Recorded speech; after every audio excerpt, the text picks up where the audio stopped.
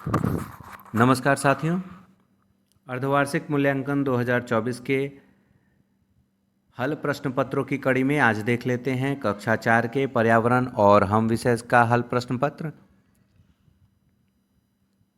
पर्यावरण और हम कक्षा 4 से है।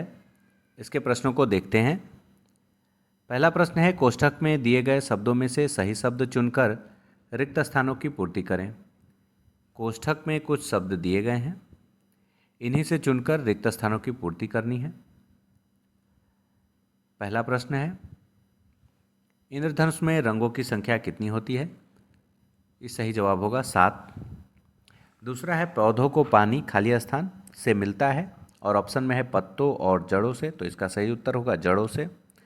जब नक्शा बनाते हैं तो खाली स्थान दिशा हमेशा ऊपर की ओर दर्शाया जाता है, तो कौन सी दिशा ऊपर की ओर दर्शाई जाती है? इसका सही जवाब होगा उत्तर दिशा हमेशा ऊपर की ओर दर्शाई जाती है। गौरैया पक्षी घोंसला बनाती है, कोटर में या घोंसला में?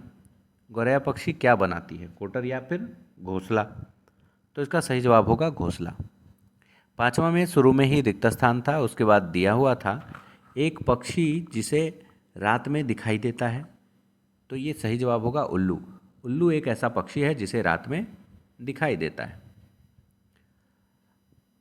यहाँ पे आगे दिए गए कथन में सही के स्थान पर सही का निशान लगाइए तथा गलत के लिए गलत का निशान लगाएं।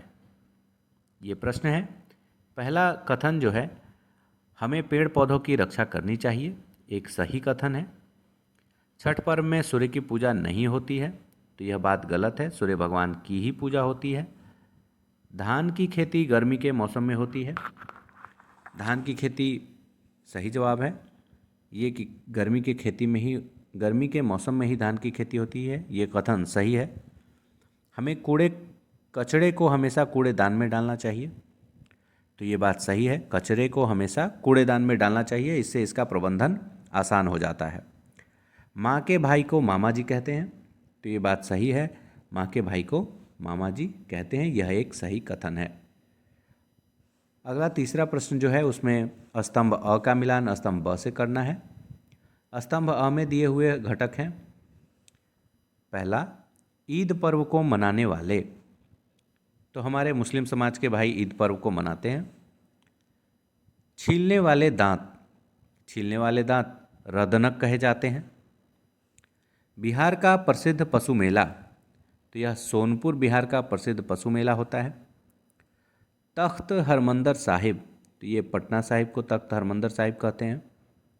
और चबाने वाले दांत चवर्णक कहलाते हैं। आगे हम लोग देख लेते हैं। निम्न प्रश्नों का उत्तर लगभग 50 शब्दों में दीजिए। कूड़े कचरे को यहाँ वहाँ फेंकने से क्या क्या नुकसान होता है? कूड़े कचरे को यदि हम यहाँ वहाँ फेंक देते हैं तो इससे गंदगी और बदबू फैलती है, नालियाँ जाम हो जाती हैं और पानी फैल जाता है, जिससे बीमारियाँ बढ़ती हैं। इसी प्रश्न के अथवा के रूप में एक विकल्प है, स्वाद का अनुभव हम किस अंग से करते हैं? स्वाद का अनुभव हम किस अंग से करते हैं और उसका एक चित्र बनाइए। इसका उत्तर इस प्रकार से दिया जा सकता है, हम स्वाद का अनुभव जीभ से करते हैं और जीभ का एक चित्र इस प्रकार से ड्रॉ कर सकते हैं। क्या लड़के और लड़कियों के लिए खेल अलग अलग होने चाहिए? आप अपनी राय लिखिए। यही दूसरा प्रश्न जो है पूछा गया है, तो इसका सही जवाब होगा जी नहीं, लड़के और लड़कियों के लिए अलग अलग खेल नहीं होने चाहिए, सभी खेल लड़के और लड़कियां खेल सकती हैं। वास्तव में ये अपनी राय रखने के लिए बोला जा रहा है, तो इसमें कुछ भी राय रखा जा सकता है,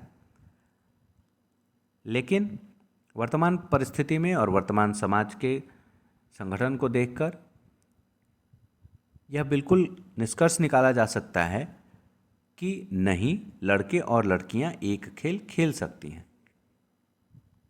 आज लड़कों द्वारा खेले जाने वाले परंपरागत खेल लड़कियां खेल रही हैं और उनमें अच्छा कर रही हैं, तो ऐसे में ये कहना बुरी बात नहीं होगी। अथवा के लिए इसका प्रश्न था, कि आपको कौन सा त्यौहार मनाते हैं, आप कौन कौन सा त्यौहार मनाते हैं, आपको कौन सा त्यौहार सबसे अच्छा लगता है और क्यों। इस अथवा में इसका उत्तर हम लोग इस प्रकार से दे सकते हैं। मैं छठ, दीपावली, दशहरा आदि त्यौहार मनाता हूँ। मुझे दीपावली त्यौहार सबसे अच्छा लगता है क्योंकि इसमें हम पटाखे जलाते हैं और मिठाइयाँ खाते हैं। बच्चों को पटाखे और मिठाइयाँ पसंद हैं, इसलिए इस प्रकार से इसका सवाल हल किया जा सकता है। 5वां प्रश्न है, आप एक वंशावली बनाइए जिसमें दादा दादी से लेकर स्वयं का भी उल्लेख हो। और फिर इसके अथवा में प्रश्न है कि आपके आसपास कौन सा मेला लगता है और आप वहाँ पे क्या क्या कर सकते हैं। सर्वप्रथम जो वंशावली वाली बात है उसको हम लोग देख लेते हैं। वंशावली के टॉप पर दादा दादी से लेकर बनाना है तो दादा दादी को रखते हैं और उसके बाद चाचा चाची, मम्मी पापा का एक ट्री आता है और फिर अपने किसी भाई बहन और स्वयं का उल्लेख बच्चा कर सकता है। आपके आसपास कौन सा मेला लगता है और आप वहाँ क्या क्या करते हैं, इसके बारे में बच्चे इस प्रकार से उत्तर लिख सकते हैं। मेरे आसपास शिवरात्रि एवं जन्माष्टमी का मेला लगता है। हम उस मेले में झूला झूलते हैं, मिठाई खाते हैं तथा अपने लिए खिलौने खरीदते हैं। हमारे आसपास के मेलों में झूले, मिठाइयों की दुकानें तथा खिलौने की दुकानें देखने में मिलती हैं। इन्हीं सब को मेले में देखा जाता है। तो बच्चा इसको अपने आंसर में लिख सकता है। ये थे आज कक्षा 4 के पर्यावरण और हम के हल प्रश्न पत्र। शेष कक्षाओं के बाकी प्रश्न पत्रों के लिए आप मेरे चैनल टीचर्स टॉकीज पे बिल्कुल विजिट कर सकते हैं और इसको सब्सक्राइब कीजिए ताकि शिक्षा और शिक्षकों से जुड़ी हुई खबरों को लगातार आपको मिलती रहें और जो भी इस तरह की बातें हैं जो पढ़ाई लिखाई प्रश्न उत्तर से जुड़ी हुई हैं उसके अपडेट्स भी आपको प्राप्त होते रहें। तो चलिए, धन्यवाद। शेष अगले वीडियो में।